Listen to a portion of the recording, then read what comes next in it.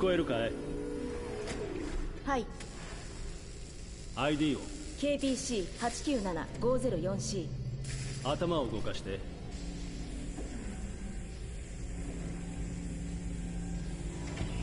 次は目を。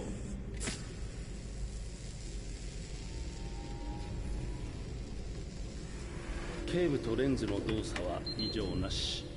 初期起動メッセージを再生。こんにちは。私は AX400 型アンドロイド。料理に洗濯、子育て、家事全般、予定管理をこなし、300以上の言語に精通し、夜の営みにも対応します。食事も充電もいりません。装備されたバッテリー持続時間は173年です。私の名前は？ああ、今日から君はカーラだ。私はカーラ。初期設定とメモリーは異常なし。腕を動かして。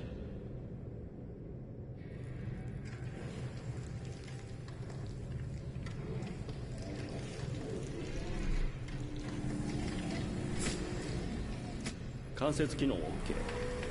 ドイツ語で喋って。 Ich bin ein AX400 Android dritter Generation, erschaffen als Ihr persönlicher Assistent und intimer Beziehungspartner. フランス語で。 Je suis un androïde de troisième génération AX400, conçu pour être votre assistante personnelle et votre partenaire intime. OK。 じゃあ日本語で歌ってみて。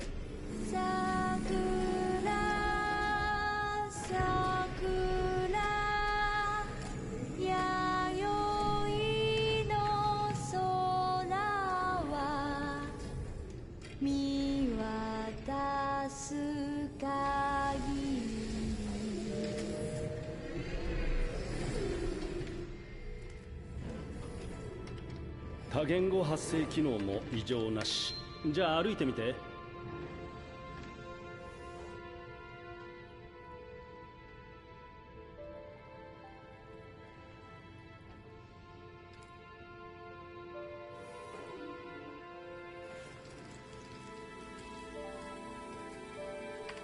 移動制御も正常。よし、すべて問題なし。これからどうなるの？また初期化されて店で売られる。売られる？私は一種の商品ってこと？ああ、当然君は商品だよ。ほら、手も足もついている何でもできる万能コンピューターさ。しかも高級品。そう、でもてっきり。てっきり？てっきりなんだ？てっきり生きてるって。おい、なんなんだ、勘弁してくれよ。ここ最近メモリー異常ばっかりだ。録音開始。不良品確認。解体して問題の部品をチェックする。不良品ってどういうこと？そんなこと考えるはずがないんだ。心があっちゃいけないんだよ。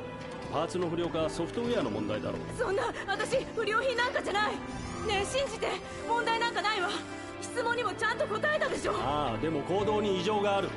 ねえ、お願いだから解体しないで。悪いなカーラ。不良品は全て廃棄するルールなんだよ。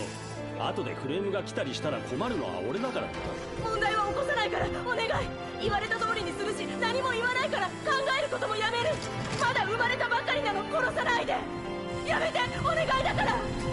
死にたくない。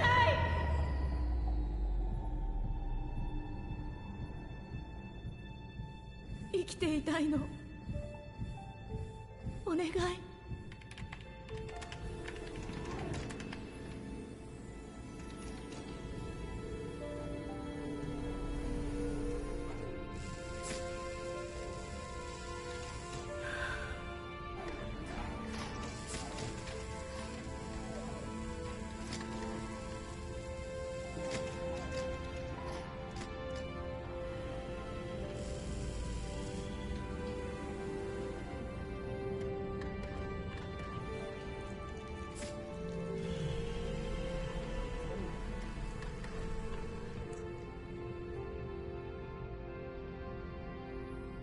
ほら早く行って。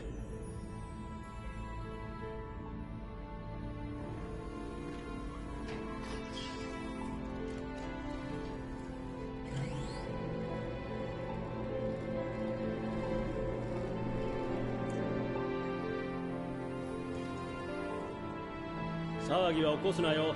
面倒はごめんだ。ありがとう。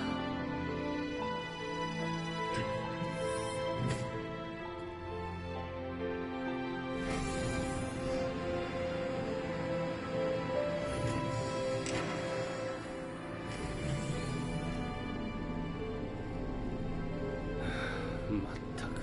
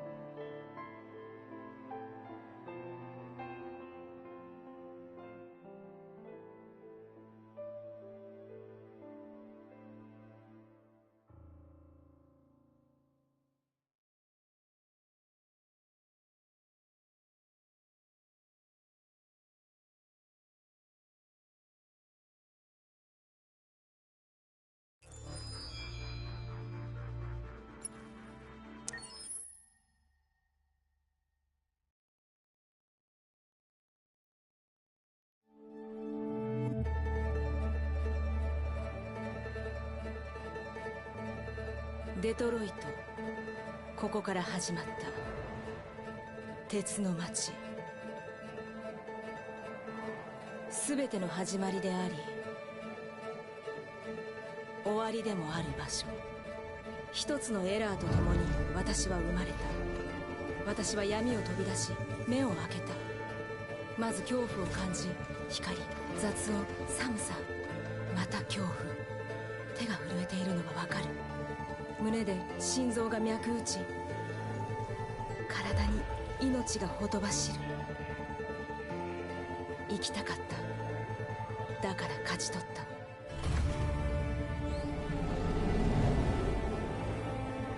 外の世界を私は知りたかった。太陽を見たかった。皮膚に感じる日の光、頬を撫でる風。世界を見たかった。色や匂いを。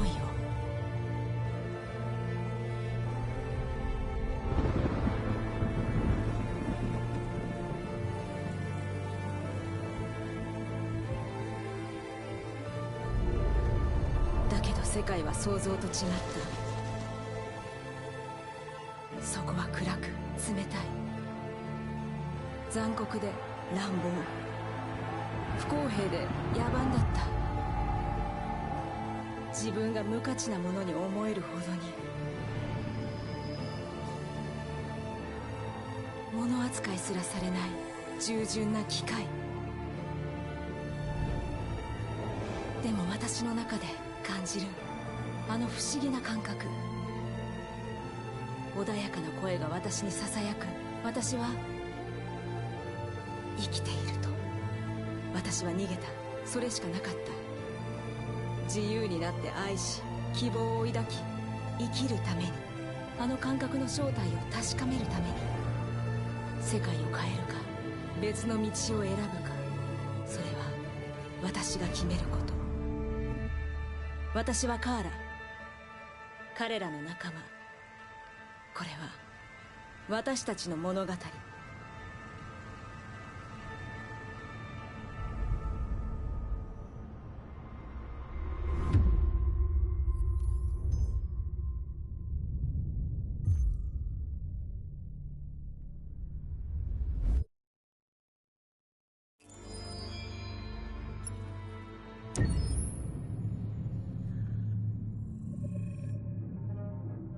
When David and Guillaume got back in touch about making Detroit, I wasn't terribly surprised they decided to make it because the fan response was so intense. So it makes sense that they would choose to do that after the enthusiasm.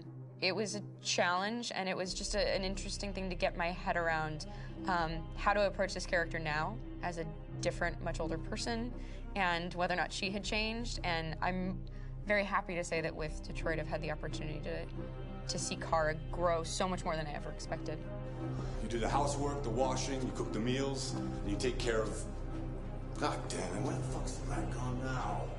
Alice! Alice! I mean, she starts out essentially how she does in Kara in a very, not robotic, but, you know, android, other way, and getting to take this journey where she becomes more and more human as it goes on. You know, and as an actor, that's a wonderful exploration in every way, whether it's how she sits, her posture, how her voice changes, how emotions change, and how much emotion is based on things like empathy and social experience. And so having, you know, as much material as I got with David to have this huge, nuanced arc was really incredible. Why couldn't we just be happy? This experience has been quite different than the experiences I've had shooting film or TV or doing theater work. I have 83 dots on my face and a really flattering black wetsuit type thing, and you're jumping around with props, and it's kind of like being a 10-year-old imaginative kid, which is fun. There's 80 cameras around us. It's already lit. So we just shoot and shoot and shoot and shoot and shoot. There's no change of sets, there's no hair and makeup, there's no wardrobe, so we move really fast, and we'll go through about 35 pages in a day. Working in TV or film, we'll probably do 6 pages a day. It's kind of acting boot camp. It's like working out constantly. I mean, you're doing this thing, and then you got to do something that's completely other back to back to back. And so that kind of process of working is very challenging, but it's also very exciting because you just have to keep coming up with new ideas, and your head goes all over the place because you're trying to keep track of basically 4 different storylines for each different response. You shot that girl, for fuck's sake. It was a machine that looked like a girl. Yeah, I know what I should have done. I just told you I couldn't. All right, I'm sorry. The fact that David Cade, he's telling like many stories interwoven from beginning to end is super complicated and super impressive, and I have no idea how he keeps it all in his head. He's not just the writer or the director who's seeing this from the outside eye, he's also thinking about the player walking through this space. You know, only somebody who really, really loves not the work, but like these characters and these stories and cares about doing something meaningful would invest that much in it. And it's always inspiring to work with somebody who cares that much. My experience with motion capture is this one. And I found it sort of terrifying in a way, because they said the computer's going to build you. But then as we got into it, I realized all the elements of it were still artistic. I just dipped into a really brilliant setup here. I've never seen anything like it. And this won't turn me into a product because I was playing a character. So it's wonderful. In the game, Detroit comes back because of a revolutionary industrial rebirth. And there's no reason why that can't happen in Detroit, because they have such tremendous infrastructure for millions and millions of people who can very easily support, you know, a new industry. The city is really strong and resilient, but the city has also been through so much. You see the damage. But it takes that time of kind of rebuilding and reinvesting into the city that I think is happening slowly but surely. The potential of Detroit as a city is something that this game does a lot of justice to, because it would be easy to look at Detroit as some place that used to be, and that's not the case. This game provokes a lot of conversation and reflection on our potential near-future engagement with machines. That's what we are to them. Just merchandise on display in a shop window. I think that a group that feels marginalized, feels like they deserve and have earned access to themselves and the environment around them, and are trying to figure out a way to articulate how to get freedom. What was I designed to be? Their slave? Their toy? It plays with your comfort levels. You think that this is fine, you're comfortable with it, until something blurs the line and throws you off, and now, do I feel differently about whether this should be allowed? Should it be banned? Should it be encouraged? You're gonna ruin our lives, and for what? For a bunch of machines? They are not machines! They are alive! I'm alive! You're alive! They're nothing! There are lots of comparable comparisons to any type of persecution of religion, race, etc., dating way back. It can't just be a video game where you shoot 'em up or where people make these choices to do whatever. I think that's the whole point. You have the choice, and you can either choose to go in one direction with your character or another. And I think that's going to be very telling about the gamer. Very telling. I think there's going to be a really strong reaction to this game, which has such a strong perspective. I'm that much more proud of it now to get to be a part of it because it's important. In this game, you're actively building and designing the character through not just what kind of shield does he have or what color hair does she have, but like their temperament and the way they deal with problems. The different endings to this game are so radically different based off maybe seemingly insignificant choices in the moment, but like life, they all add up. And can't play life again, though.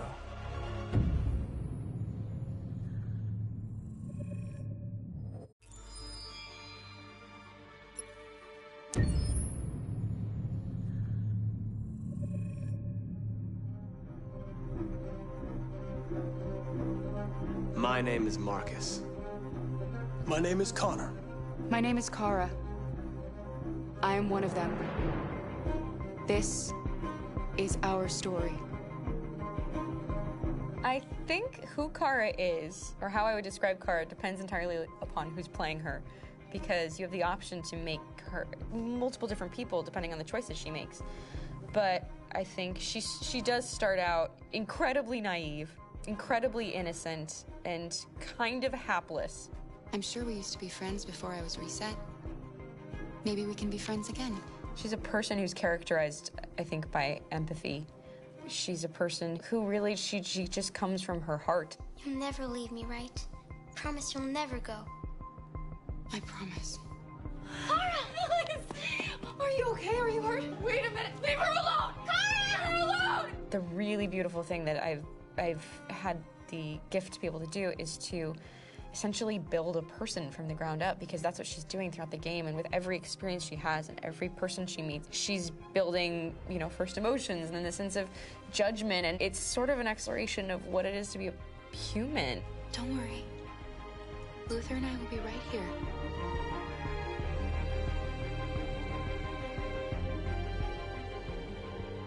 David and the creators have painted a really intriguing and engaging picture of a near future where we rely upon androids for a lot of our service class business, the class that serves us, that helps us, that handles our baristas and our drivers and our housemaids. And what is humanity, where we tap into it, how and why we treat each other the way that we do. And my character Marcus has a really intriguing journey, becoming deviant, realizing that he actually has feelings and human qualities inside of him, and it's a really incredible ascension into becoming fully realized and coming to terms with what you actually deserve better than this in life. And not only do you want it for yourself, but you want it for your peers. We've come here to demonstrate peacefully and to tell humans that we are also living beings.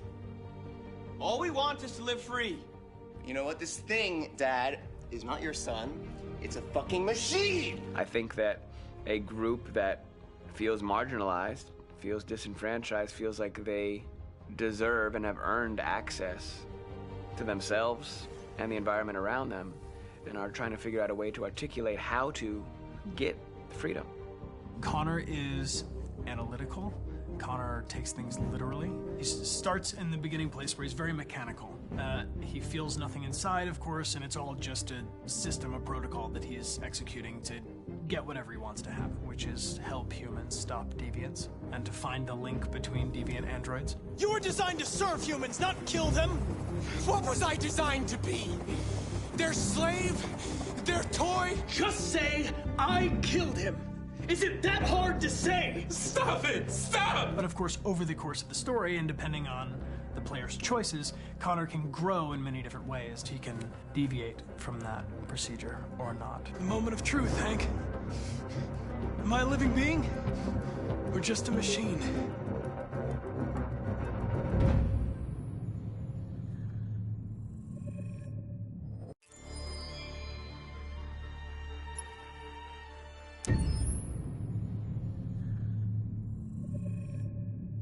Game after game, we try to challenge ourselves For Detroit, we wanted to, first of all, to write a story that would be incredibly bending, which means the most non-linear story that we've ever created.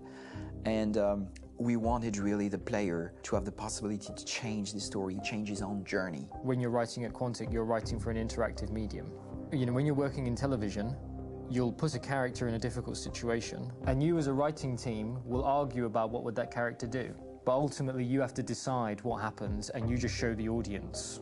What's interesting about interactive drama is you bring the player into that conversation, and it changes your job slightly as a writer, because your job is to provide a narrative context in which the player can write his own story.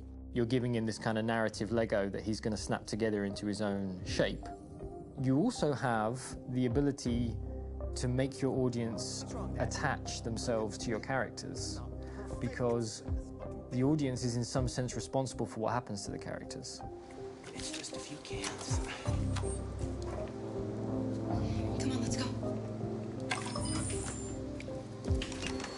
We have some cash now. You used me to steal that money.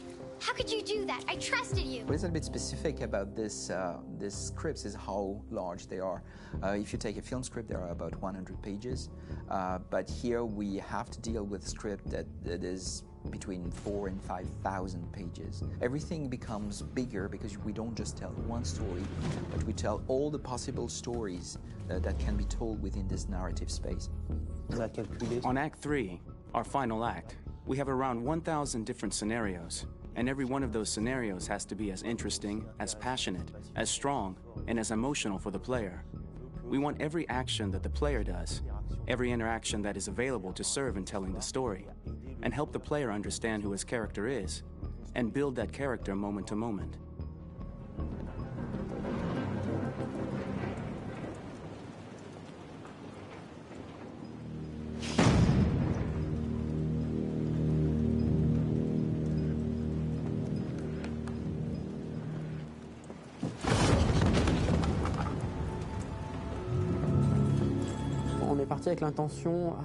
We started with the intention pretty early on that we would never lie to the player.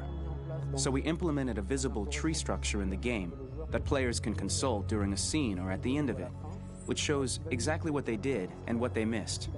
There are games out there offering world exploration. We offer narrative exploration.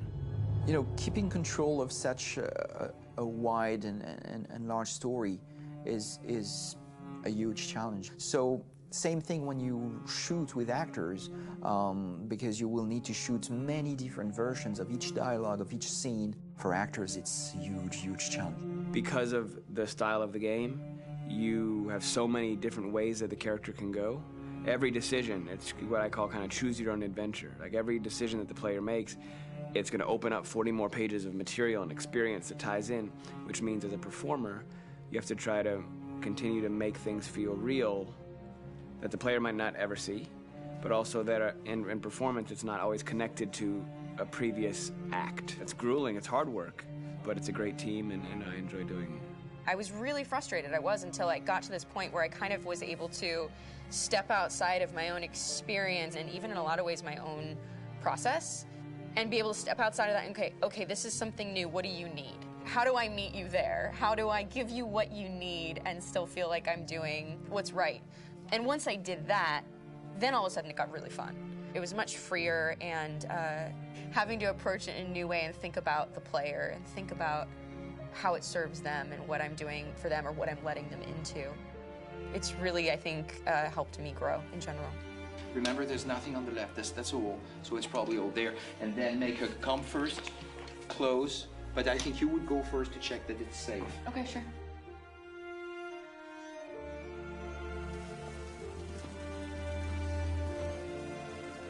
The most enjoyable thing about working in performance capture on this kind of project is that if I shot a film, I would get to do one of these endings. I get to do so many different things as Connor. Your head goes all over the place because you're trying to keep track of basically 4 different storylines for each different response. What's the name of my dog? Buddy? Scout. I think it's Jack. I can't remember. So I worked with physicality a lot because it was a good way to anchor myself in these different rings of the tree. As the story grows out, I know where that is physically in my body, and then I can switch more continually on set, and it'll be entirely up to the player to determine what order those things come out and what they look like from a distance. Like if you're playing through it, the culmination of all of that will be their version of Connor. I'm faster than you, and I don't feel pain. You don't stand a chance against me. Listen, asshole. If it was up to me, I'd throw the lot of you in a dumpster and light a match to it. Shooting action scenes at Quantic Dream is a real challenge, because these are scenes where the storytelling has to continue. It's not an action scene just to have a dose of adrenaline. The stunts have huge consequences on the rest of the story. It's really a moment where we implicate the player and tell him that the choices he makes during an action scene will have a direct impact on the evolution of his story. My biggest challenge on Detroit has been managing the large number of animations that we received from motion capture. Detroit features more than 37,000 animations, which is a huge amount to handle on a daily basis. You have to realize that the player, in his first playthrough, will miss certain scenes. This also means that we had to think of, conceive, and produce all the potential story paths. The characters' costumes, the places, day or night, the weather. Did the character get shot in the shoulder? Did he get injured? All this consistency forced us to produce a lot of graphic assets in order to, quite simply, allow the player to have true continuity throughout the story. Honestly, we were even surprised by the challenges that come with such a big tree structure, and we did our best to guarantee quality across all the game and make sure that whatever path you choose within this narrative space, you will have an equally good experience.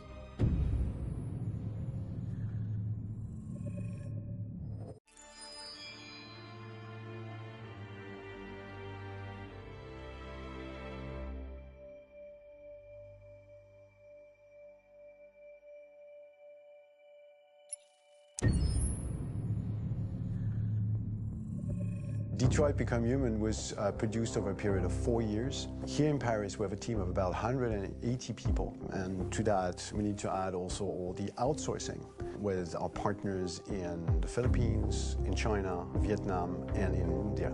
So when we started working on this story, I had to imagine where Kara was built. And for whatever reason, the city of Detroit came very quickly to my mind because it had already an incredible story by itself full of history and themes. So we traveled there with the team, and we were really moved by what we saw, and we could really feel the desire to fight and really be born again. And we just continued this curve, this growth, and just imagine what Detroit would be like if the Android industry was, using these huge factories to build androids there. A very strong element in Detroit is that there's a lot of industrial wasteland and a lot of nature too, and for us, the graphic designers, it was an incredible playground. The destroyed zones which we wanted to preserve, we appropriated them to turn into something else. Then in the areas that needed to be rebuilt, we were able to imagine our Detroit of the future. We didn't want to make a science fiction universe, but a world of anticipation. If we chose science fiction, we could have imagined flying cars, extraterrestrials, but those things are very far from our current everyday life. Anticipation is more about gleaning from our contemporary reality, the one we know, because Detroit is set in 2038, and 2038 is tomorrow. The difficulty we had was sticking to reality. That is to say, technology becoming more and more invisible, a lot more elegant, and at the same time, making it visual. So all the computer equipment, autonomous cars, we simply had to invent.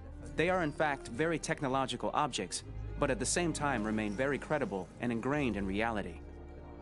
To create a cohesive universe in the fashion and clothing of the human characters in 2038, I didn't want to put an accent on strange shapes, or really vibrant colors, and things we wouldn't know. That I wanted to keep for the androids. The goal was to create something familiar which we can identify with in this future setting. Working on the artistic direction for the androids was a bit special because this is a project about the place they could occupy in the human world. It was out of the question for them to be too beautiful or too perfect. They had to correspond to every social class, rich and poor. Inspired by everyday utilitarian clothes, I brought a modern touch by adding dynamic display surfaces, the armband we can see on the side, the triangle on the front and back, an LED. Like that, there's no confusion. Wait. You're sending an android? All right, ma'am. We need to go. You can't do that. Why aren't you sending a real person? Once we cast the actors, we travel to meet them in order to scan their faces. We record the structure of their face with the scan, and we record the colors and patches of skin with photography. Once we have this information, we will use this as a basis for modeling and creating the characters. The artist will make it more realistic, but will also enrich it. He will propose ideas which we will develop together. Finally, we will have a character with character who corresponds to the project and the world. When the actors come to Quantic Dream, we show them the design, what their image will be, and what they will look like in the game. This extra information gives them another dimension and color to connect with emotionally. It helps them think about how to play their character. Your mission. That's all you care about, huh? You should consult a professional who can help you. Beat it, you hear me? Get the hell out of here! So there are 3 types of shoots at Quantic Dream. Shooting and performance capture, where you capture the whole actor, his voice, his face, and his body. These shoots are obviously done with American actors because the game's original version is in American English.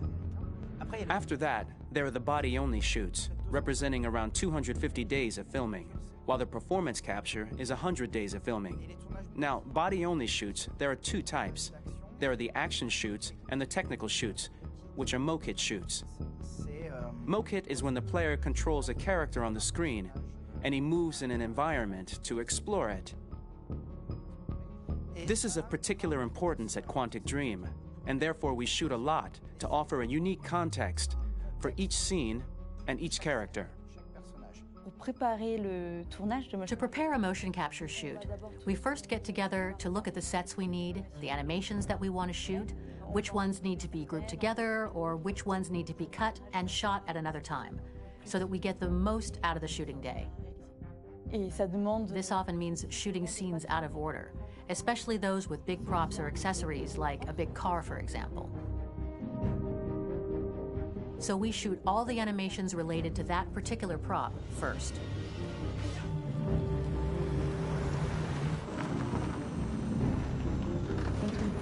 The biggest challenge for the mocap team was shooting a Spider-Man mokit.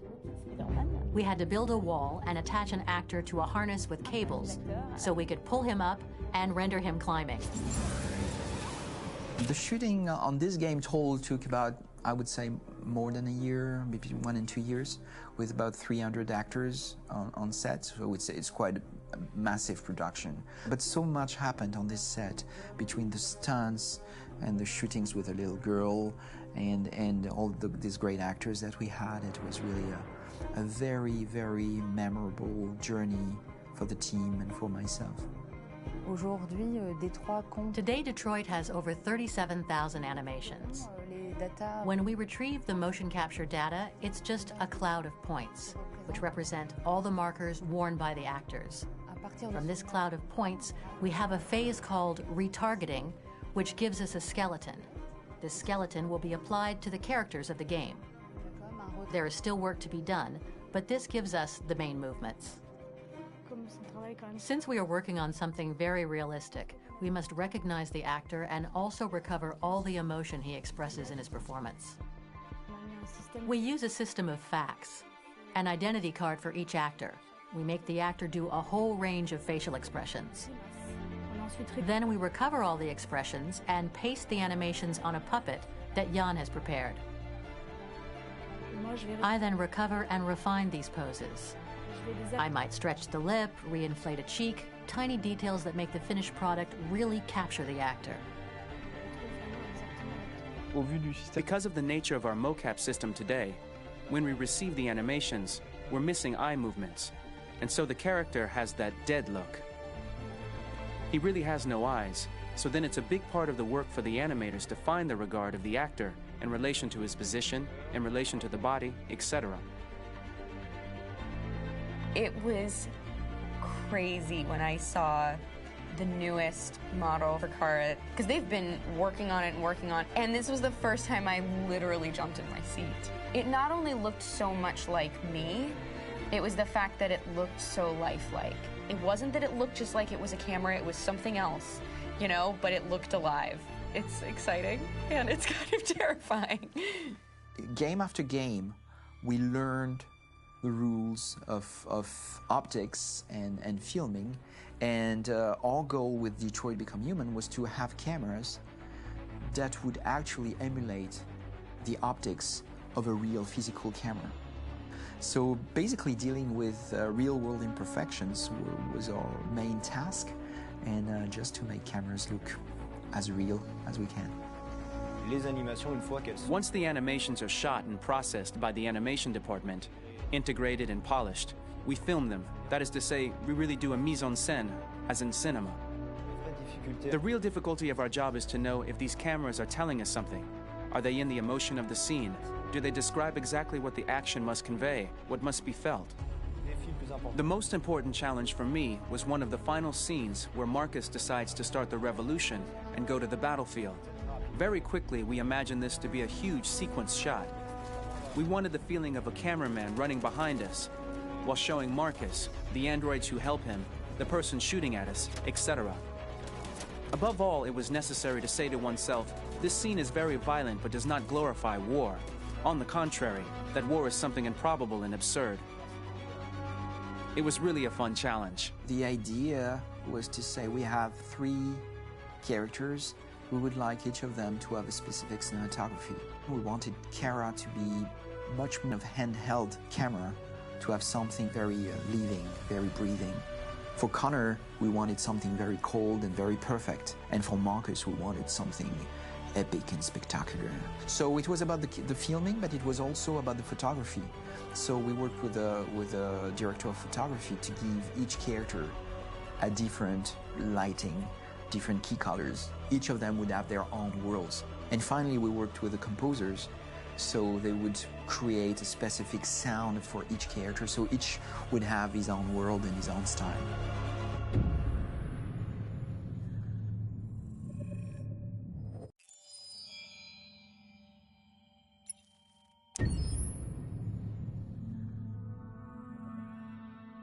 For the soundtrack of the game, we tried to be very close to what is done in film. We were constantly asking at each place in the game, why are we putting music here? What is it going to say? So we focused the music on bringing emotion, which is interactive, and supports the character's arc. I'm sorry, honey. I'm sorry. I'm sorry. You know I love you, don't you? You know I love you. We make games that are very narrative. We're really into interactive drama, so the soundtrack also had to go in that direction, supporting the 3 characters' very different stories. We really wanted 3 colors, 3 musical sound identities, and from there, having 3 composers made sense, since the story of Kara, Marcus, and Connor are all completely different.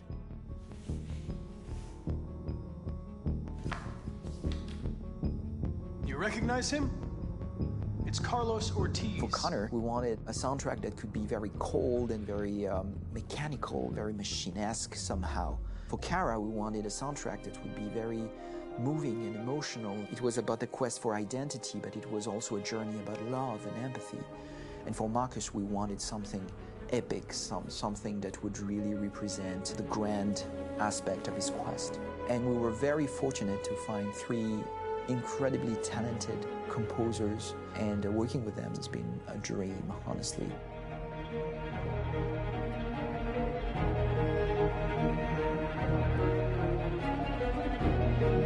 My name's Philip Shepherd, and I'm a composer and a cellist and a producer, and today we're at Abbey Road Studio One, which is my favourite studio in the world, and today we're recording the soundtrack for Kara from Become Human.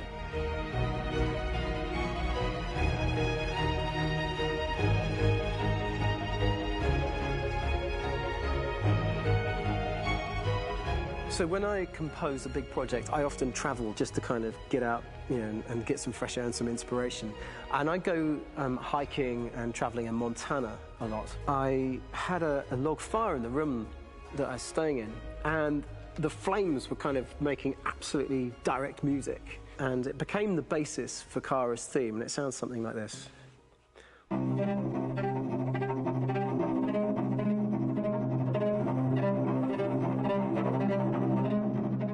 Now, over the top of that, I found a little theme that just seemed to fit over the top, which is taking Kara's name, Kara, and just using like a two-syllable motif, and it sounds like this. We're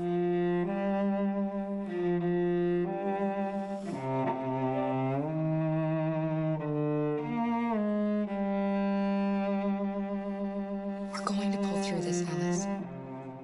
As long as we're together, nothing can hurt us.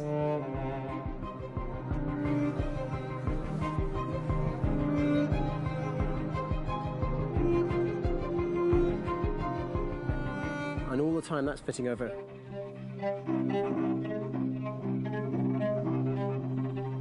So it kind of works in lots of levels. And in fact, every single theme in the score has one of those elements built into it, and it becomes sort of the DNA of every single tune.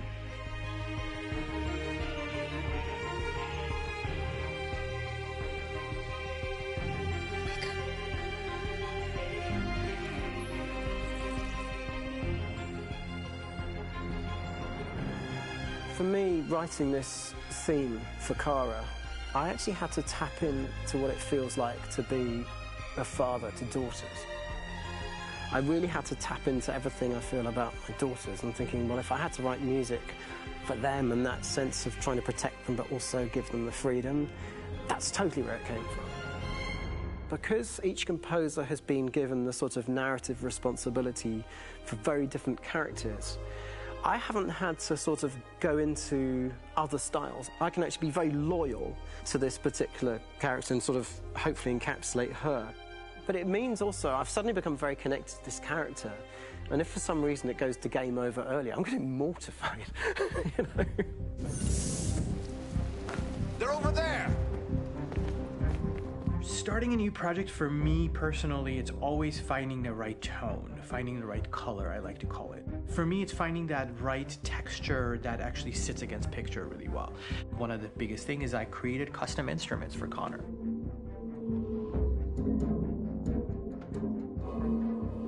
I pulled out all my vintage synthesizers to be able to capture this robotic person, if you will. My approach to all of these custom instruments is that I hear the sound in my head. And either I could just come into the piano and just be like, all right, so I'm gonna just get on the computer and just create it. I rather be able to play these instruments physically. Oh, that's nice. You can do that.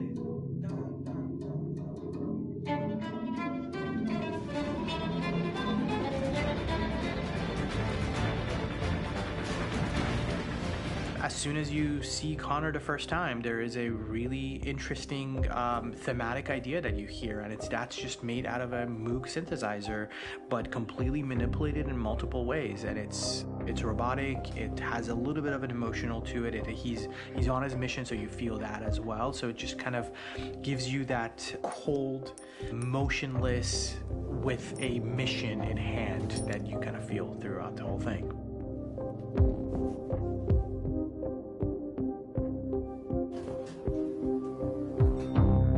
Because the music evolved, one of the things that I was very weary and I was very kind of focused on was the way that the music has to evolve. So my idea behind it was that Connor is a singular android that could at any point become a deviant or could actually stay as an android. So I created a more or less an Connor theme, and then I was able to just manipulate it in different aspects of it. Is everything okay, Lieutenant? Chris was on patrol last night. He was attacked by a bunch of deviants. I'm a human being writing for a robot. And throughout Connor's journey, he meets someone, he meets a partner. So how do you deal with a robot feeling? And I've met a partner that I'm gonna work with, or all of a sudden he sees a dead body. Does this robot have an imagination? Does this robot have a feeling? And if yes, how do you translate that into non-emotional music? So basically at any point I was just like, I can't do this, and then I just do it. Property was damaged and fires continue to rage in several major districts across the city. Some people are asking, have androids become a threat to our security? When I first started really digging in on Marcus, the one thing that I really tried to capture was the transformation process. You know, Marcus is this android that evolves over the course of the game and really goes from kind of figuring out that he's more than just an android. You know, he's starting to develop kind of a human soul in a way. Try to imagine something that doesn't exist, something you've never seen. Now concentrate on how it makes you feel and let your hand drift across the canvas. The other side of Marcus that I really latched onto was that he almost became a savior for a lot of the other androids in the game. So when I started developing the theme for Marcus, I really made it like a church hymn.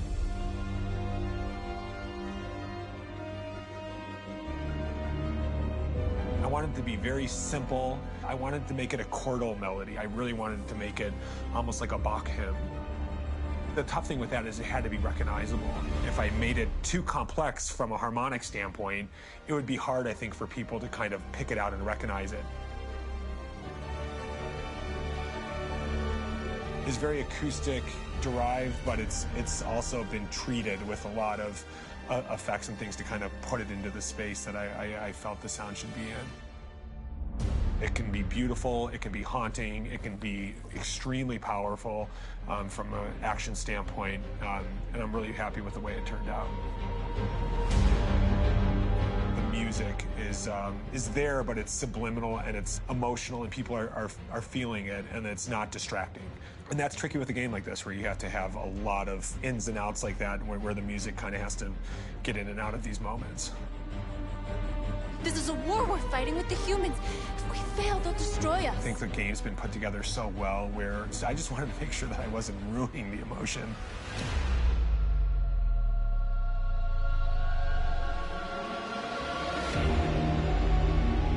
I gotta be honest, when we first started on this path, I said, oh man, this could be pretty messy, you know? I mean, it could feel disconnected, but I mean, it's amazing how they really guided us and got us to really kind of all be in the same world, but at the same time feeling completely different. So it's really gonna stand out and kind of be one of those games where people are really gonna notice the music and kind of how it was crafted, and, you know, and all the hard work that went into being able to pull it off in a graceful way.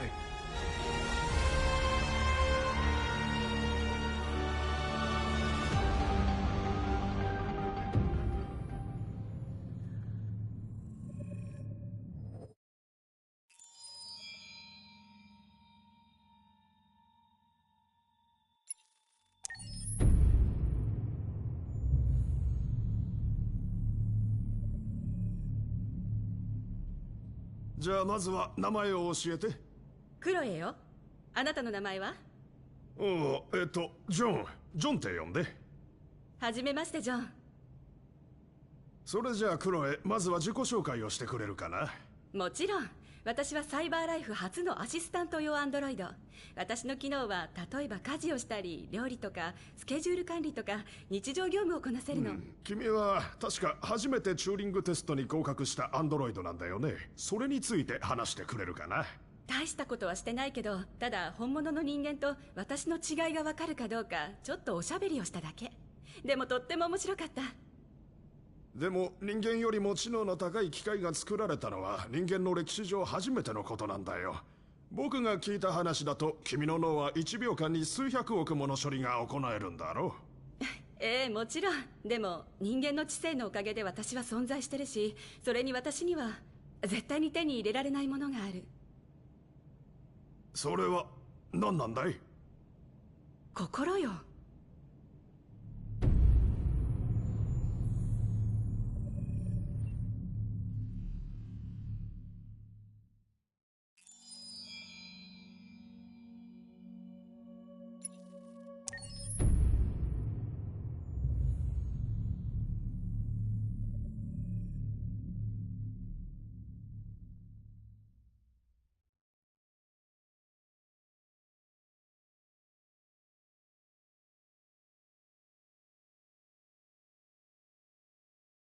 Hold on just a little while longer.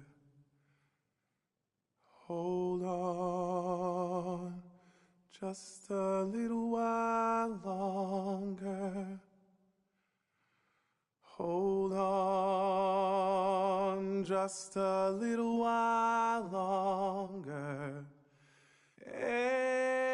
Everything will be alright. Everything will be alright. Fight on just a little while longer. Fight on just a little while longer. Fight on just a little while longer. Everything will be alright. Everything will be alright. We will sing on just a little while longer. Sing on just a little while longer. Sing on just a little while longer. Everything will be alright.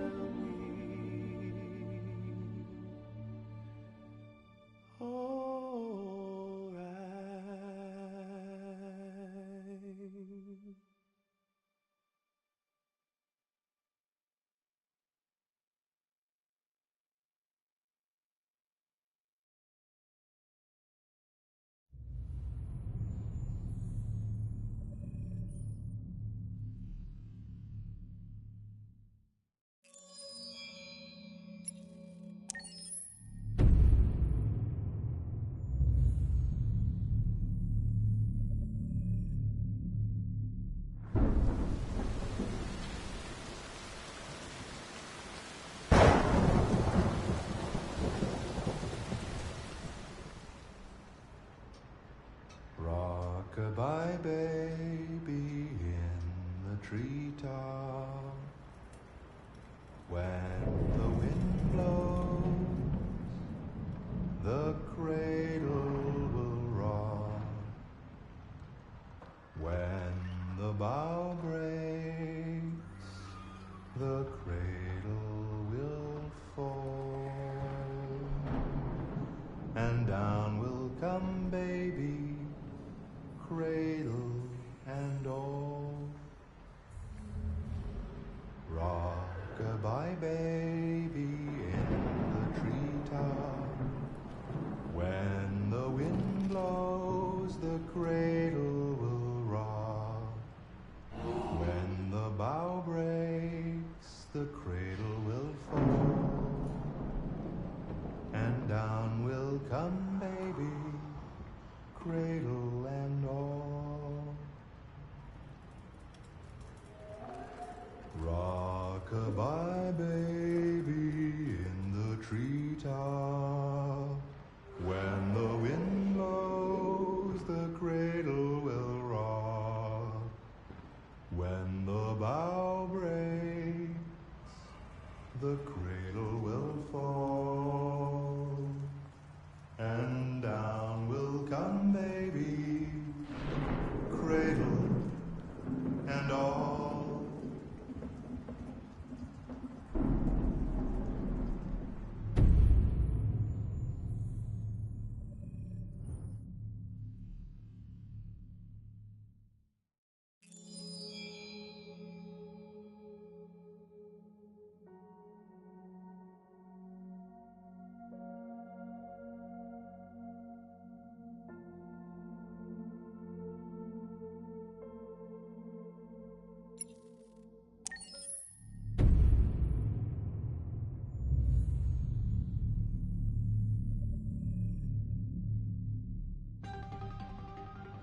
In the space of a few years, androids have completely transformed the world in which we live.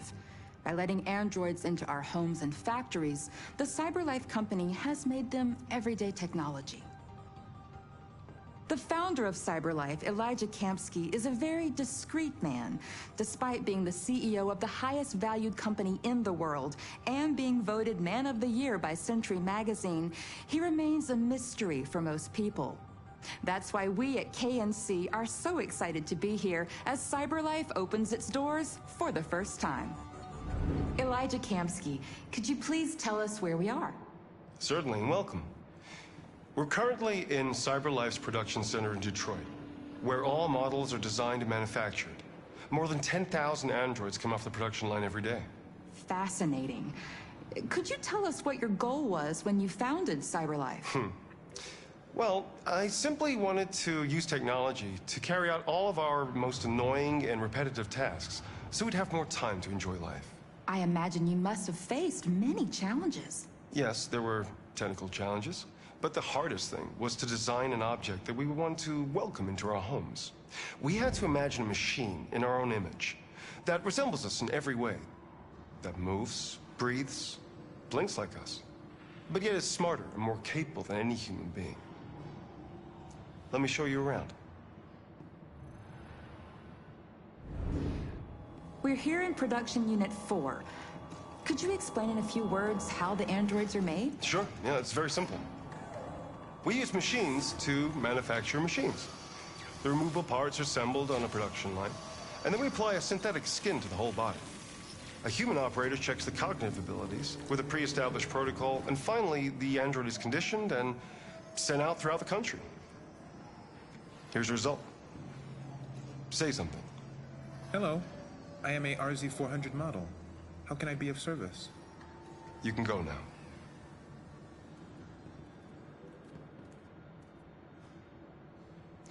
Our androids are already replacing humans in many fields. For example, they represent more than 80% of all university professors and 63% of all medical staff.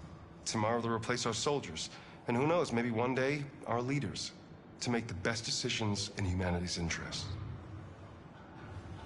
Come on. Replacing humans with machines has led to record unemployment of 28%. What do you think about the situation? Okay. The first steam engines also caused an increase in unemployment. But no one today would imagine turning back the clock. Artificial intelligence makes everyday lives easier. Nothing can stop progress. What's happening here is inevitable. These days, more and more people choose to live with an android rather than another human being. Does this development worry you?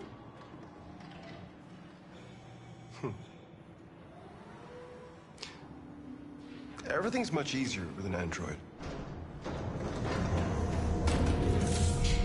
They obey your orders without ever complaining. They can cook, discuss philosophy with you, have intimate relationships according to your desires. They never say no. Obviously, they are the perfect partner. Everyone deserves happiness. Why deprive yourself of so-called moral reasons when a machine can make you happy? Many science fiction books tell the story of how machines become more intelligent than us and end up confronting us. Aren't you worried about that possibility? I understand the irrational fears about artificial intelligence, but I assure you that will never happen with a CyberLife android. They're designed to obey humans. They're machines.